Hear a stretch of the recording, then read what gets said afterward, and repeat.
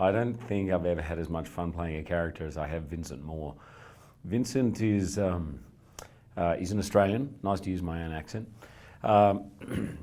soldier first, engineer, weapons designer, who's come to Tetraval here with a product that is called the Moose. And the Moose is a robot that is very overarmed and overgeared in every way, and some would argue overpriced, but not Vincent. Vincent's very proud of it. He's an all or nothing kind of guy.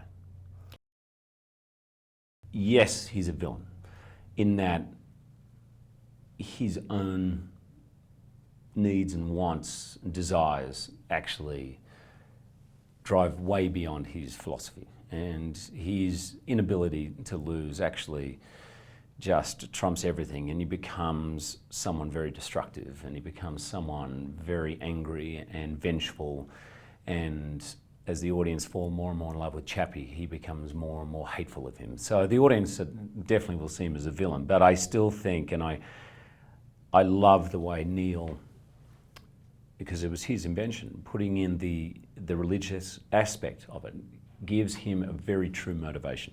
Sholto is an incredible improviser, an incredibly curious, passionate, energetic man, and a wonderful, wonderful actor. His commitment to his roles, whether he's in a grey suit or not, is extraordinary. It's inspiring.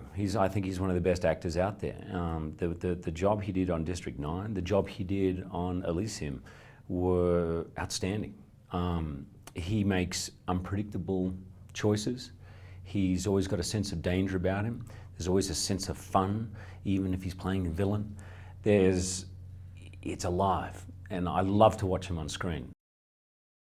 What a joy to work with someone like Neil, because he's 10 steps ahead of the visual effects department. Now, often on a set, and I'm not going to say which one, you will often find the director just really confused about what's going on and how to make his vision come to life.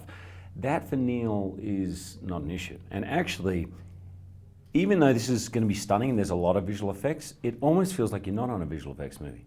It really, because he just knows how to make it very simple.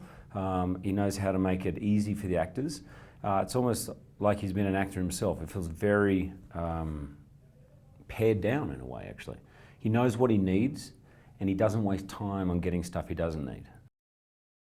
I've worked on a lot of special effects films, and I've never been in a situation where the person who's going to be transformed into a visual effect completely is actually just acting. Yes, they're wearing a grey suit, but having someone like Charlton there is so genius. And I think the design of the actual scout robot, the fact that it's about the same height as him, means he doesn't have to wear stilts, he doesn't have to hold a stick with a tennis ball on top of, it feels very real. There's not a moment, actually, where it doesn't feel like normal acting.